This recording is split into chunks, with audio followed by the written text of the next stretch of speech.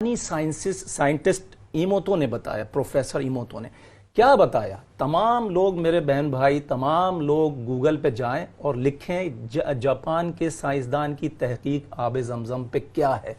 आपको मालूम होना चाहिए कि हर बीमारी के लिए अल्लाह ने इसमें शिफा रखी है। इसके कुछ इस्तेमाल के राज हैं, थोड़ा सा टाइम दीजिएगा तो मैं इसके राज भी बताऊंगा।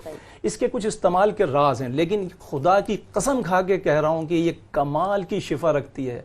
हम सिर्फ पानी से तमाम बीमारियों का इसका इलाज कर सकते हैं, अपनी कुव्वत मुदाफ़ियत को बूस्ट कर सकते हैं।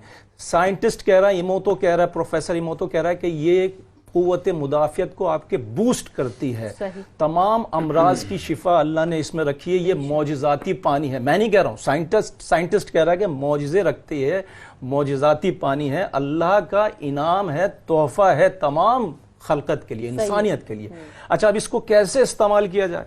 इसमें एक तो खुसूसियत ये है कि प्रोफेसर इमोतो कहता है कि अल्लाह ने इसको कुव्वत समात अता की है, सुनता है ये पानी, मैं नहीं कह रहा हूँ।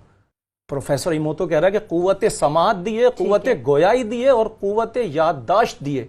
ये याददाश्त भी रखता है, मतलब अब आपने इससे शिफा हासिल करनी है मिसाल के तौर पे। और वो एक बात और कहते हैं कि अगर आप 100 लीटर पानी के अंदर भी इसका एक कतरा डाल देंगे, सब का सब आब ज़मज़म बच जाएगा। ये मौजज़ा रखता है। 8 साल पहले मुझे किसी साहब ने, मेरे दोस्त ने, ये मुझे पानी गिफ्ट किया था।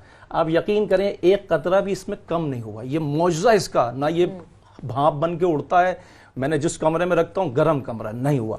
अच्छा, अभी मैं इसके मौजज़े बताता हूँ, आप यकीन करें। एक दफा एक साहब ने मुझे फोन किया कि आगा साहब गुर्दे में शदीद दर्द है और पथरी की वजह से, लेकिन मैं सब दवाइयां खा रहा हूं, फायदा नहीं हो रहा, मैं क्या करूं?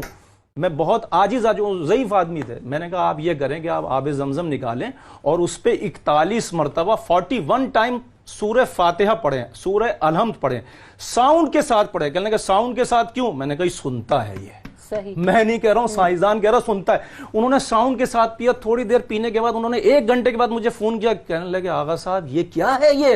मैंने कहा ये मौजिज़ा है।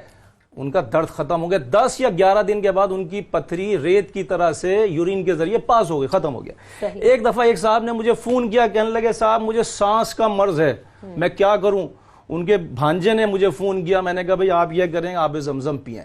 उन्होंने कहा अच्छा, उन्होंने पिया। उनके चचा मुझसे पहले मुझे फोन कर चुके थे, क्या करें? उनको भी मैंने बताया, उनको फायदा नहीं हुआ, उनको यकीन नहीं था इस पर, उनको फायदा नहीं दिया। अच्छा, भांजे को यकीन था, भांजे को यकीन था, उनका सांस का मर्ज चला गया। अच्छा, मैं अपना वाकया एक सुनाना चाहता हूं।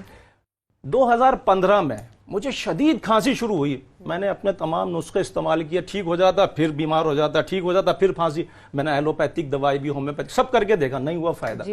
अब यकीन करें मैंने ये पानी निकाला, रात के कोई 12 बजे पानी निकाला और मैंने सूरह फातिहा 70 मरतबा पढ़ी इस पर।